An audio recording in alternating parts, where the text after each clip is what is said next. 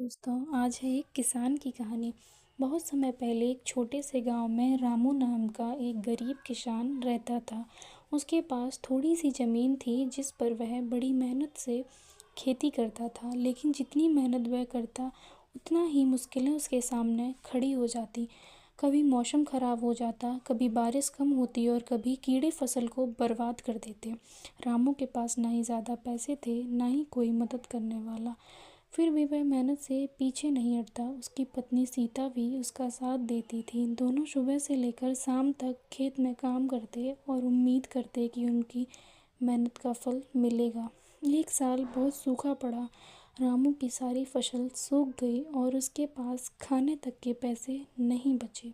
गांव के जमींदार से उसने उधार लिया था, जिसे चुकाने का समय आ गया था। रामू बहुत चिंतित था कि अब वह क्या करेगा। एक दिन रामू खेत में बैठा भगवान से प्रार्थना कर रहा था कि कोई चमत्कार हो जाए। तभी गांव में एक बुद्धिमान व्यक्ति आया। उसने रामू की हालत देखी और उससे पूछा, तुम इतने परेशान क्यों हो? रामू ने अपनी सारी परेशानी बताई। वह व्यक्ति मुस्कुराया और कहा, तुम्हारी मेहनत और सच्चाई तुम्हें कभी हारने नहीं देगी। तुम बस धैर्य रखो और अपना काम ईमानदारी से करते रहो। भगवान हमेशा मेहनती लोगों का साथ देते हैं। रामू को उस व्यक्ति की बातों से नई उम्मीद मिली। उसने हार नहीं मानी और अगले साल फिर से खेतों में काम करना शुरू किया। इस बार मौसम भी खूब अच्छा था और फसल भी खूब अच्छी हुई।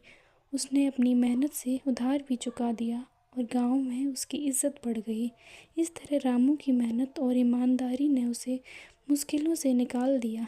कहानी से हमें यह सीख मिलती है कि चाहे कितनी भी कठिनाइयाँ आएँ, हमें मेहनत और धैर्य नहीं छोड़ना चाहिए। कमेंट में बताइए दोस्तों, स्टोरी कैसी लगी।